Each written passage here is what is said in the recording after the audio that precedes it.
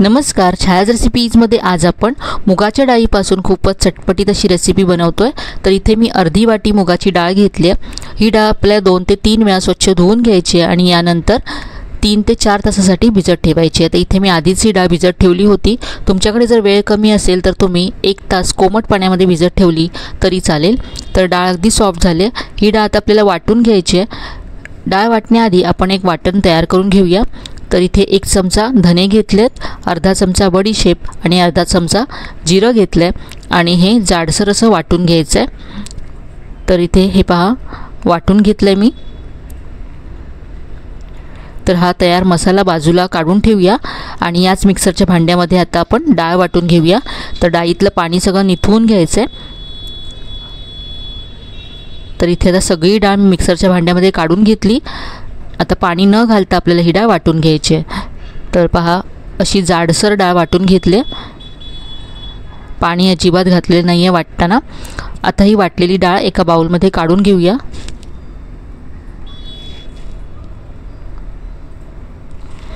आता जो मसाला आपण तयार करून ठेवला होता तो यामध्ये घालायचा आहे। यानंतर इथे मी 1 वाटी पालक घेतला, बारीक चिरून घेतलाय। तर पालकाची पानं स्वच्छ धुवून घेतली, सगळं पाणी निथळून घेतलं आणि नंतर अशी बारीक चिरून घेतलेत। यानंतर यामध्ये अर्धी वाटी बारीक चिरलेला कोबी घातलाय आणि 1 मध्यम आकाराचा कांदा बारीक चिरून घातलाय। यानंतर यामध्ये बारीक चिरलेली हिरवी मिरची घालायची आहे,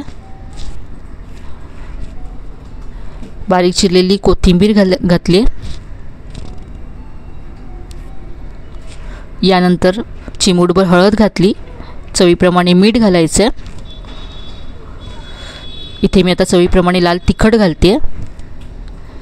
हे सगळं आता मिक्स करून घेऊया।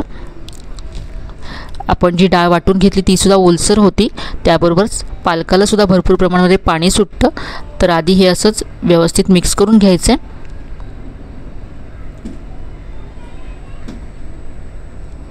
हे सगळं छान एकजीव केल्यानंतर यामध्ये आपल्याला बेसन घालायचं आहे। तर इथे मी 2 चमचे यामध्ये बेसन घालते आणि 2 चमचे तांदळाचं पीठ घालायचं आहे। तांदळाच्या पिठामुळे खूप छान क्रिस्पी होईल आपली रेसिपी। तर आज आपण पालकाचा कुरकुरीत वडा तयार करतोय। सगळं मिक्स करून घेऊया। तर यामध्ये बेसन खूप कमी घालायचं आपल्याला।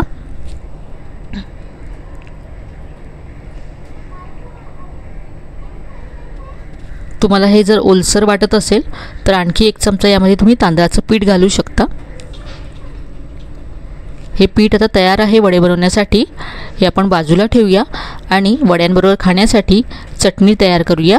तर इथे मिक्सरचं भांडं घेतलंय, यामध्ये कोथिंबीर घालायची आहे। कोथिंबीरीच्या अर्ध्या प्रमाणामध्ये इथे पुदिना घेतलाय। यानंतर 2 लसणाच्या पाकळ्या घातल्या, थोडंसं आलं घातलं, 1 हिरवी मिरची घातली। यानंतर 2 चमचे दही घालायचे,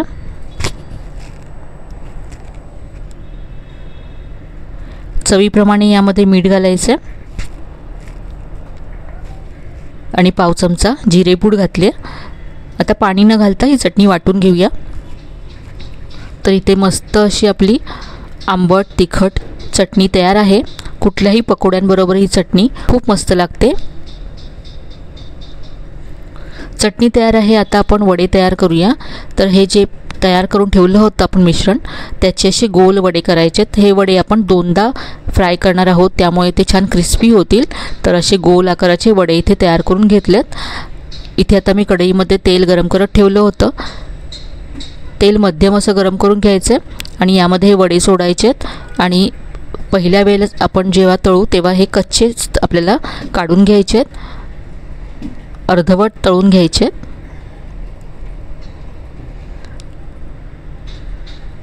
मीडियम फ्लेमवरतीच आपण हे फ्राय करून घेऊया। 2दा तळल्यामुळे वडे खूप कुरकुरीत होतात।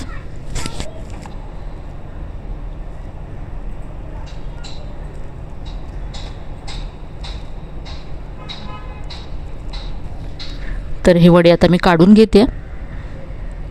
वड्यांचा रंग किंचित बदललाय।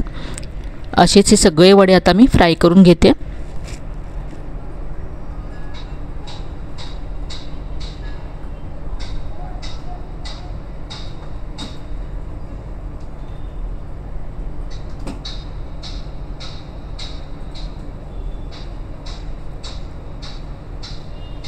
हे वडेसुद्धा असे अर्धवट फ्राय करून तयार आहेत, काढून घेऊया।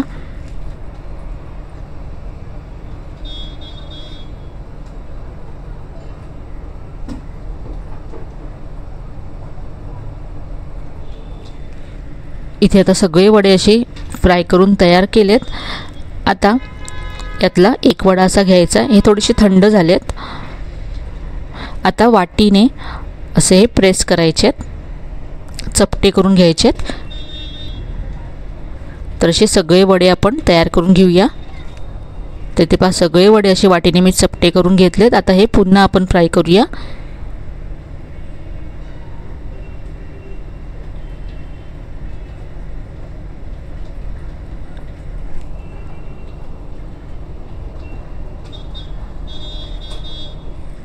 मीडियम फ्लेमवरतीच हे वडे फ्राय करून घ्यायचे आहेत। आपण आधी हे अर्धवट असे फ्राय केले होते, आता छान क्रिस्पी होईपर्यंत हे फ्राय करून घेऊया।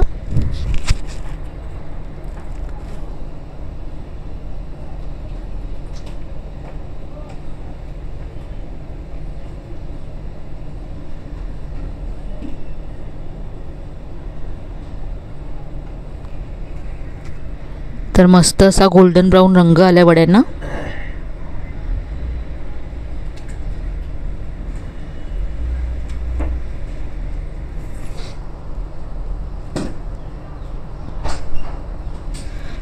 वडे तयार आहेत, आता आपण काढून घेऊ।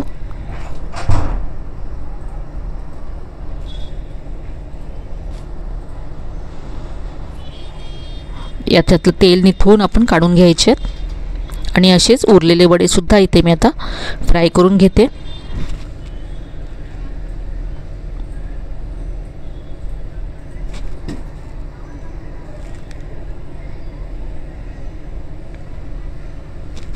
आपण जी चटणी तयार केली त्याबरोबर हे वडे मी सर्व करते।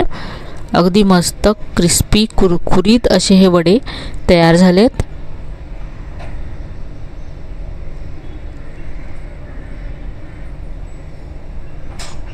तर आजची ही रेसिपी तुम्हाला नक्कीच आवडली असेल, नक्की करून पहा। रेसिपी कशी वाटली कमेंटमध्ये कळवायला विसरू नका।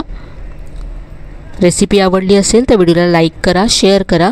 चॅनलला अजून सबस्क्राईब केलं नसेल तर नक्की सबस्क्राईब करा। चला तर मग पुन्हा भेटूया अशा छान छान आणि नवीन नवीन रेसिपीसह। तोपर्यंत धन्यवाद।